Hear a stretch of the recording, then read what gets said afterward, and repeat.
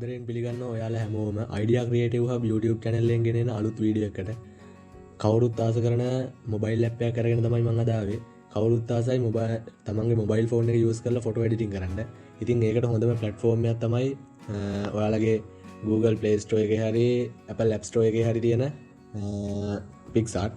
ඔයාලා ඉස්සෙල්ලාම යන්න මම Android phone එකක් තියෙන නිසා මම app Play Store එකට ගිහිල්ලා Picsart කියලා search කරගන්නවා. Picsart කියලා search කරගත්තාම ඔයාලට Picsart AI photo editor video කියලා මෙන්න මේ P අකුර ගහලා තියෙන icon එකත් එක්ක බලා ගන්න පුළුවන් app එකක් ඔයාලට පෙන්නනවා. ඇත්තටම මේ app එක තමයි most popular app එකක් විදියට ගන්න පුළුවන්. 1 billion download තියෙනවා. ඇත්තටම මේ මගේ update එකක් පෙන්නන්නේ මම මේකේ mod APK එකක් තමයි මේ download කරලා තියෙන්නේ. මම ඔයාලට Picsart app එකට ගිහිල්ලා පෙන්නන්න.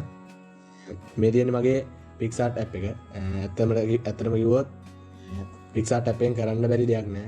ඒ කියන්නේ ඔයාලට logo එකක් උනත් normally හදා ගන්න පුළුවන්. මේකේ template තියෙන්නේ.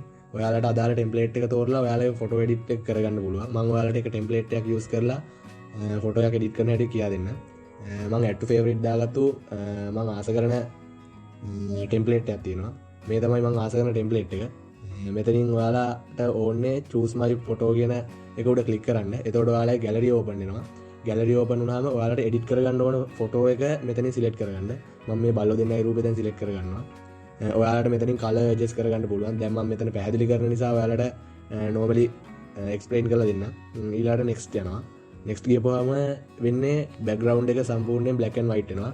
මොකද ඒ template එකේ තියෙන විදිය. බල්ලෝ දෙන්න විතරක් color විදියට අපිට පෙන්නනවා.